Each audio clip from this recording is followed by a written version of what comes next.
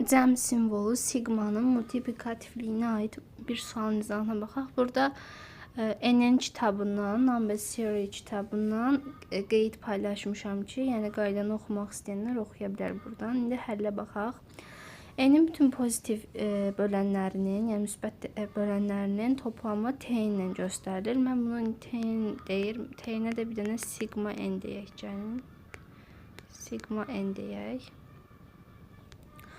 Deyir ki, hər n 3-dən böyük olduqda T-n'in kubunun n-4-dən kiçik olduğunu isbat edin.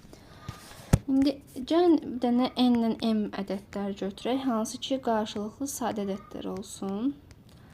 Və dedik ki, bu multiplikativ funksiyadır, yəni hasil funksiyası. Tm-ni mən tm vurulsun tn şəklində yaza bilərəm.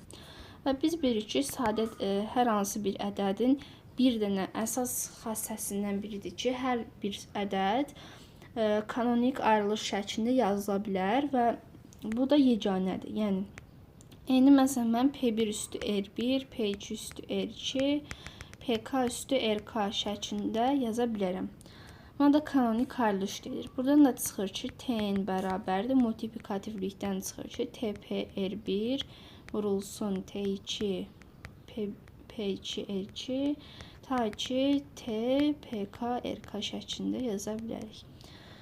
Və burada gəlin P-ni sadə ədəd götürək və P-ni 3-dən böyük olmaq üzrə N-in P üstü R şəklində göstərildiyini göstərsək, isbat bitər. TPR nə deməkdir? Yəni P-lərin cəmi deməkdir. Yəni qısacası 1 üzərinə görək P üzərinə görək P-nin kvadratı ta ki P-yə kimi cəm deməkdir. Aydındır ki, bu cəm 1 üstə gələk P üstü R cəmindən kiçik olacaq. Bu da 2 bərabərdir T üstü, yəni TPR cəminə bərabərdir. Bu cəmə bərabərdir. Deməli NP olsa, P də 3-dən böyük olsa, bunu eləsək bitər. Buradan çıxır ki, T, P-nin kubu bərabərdir.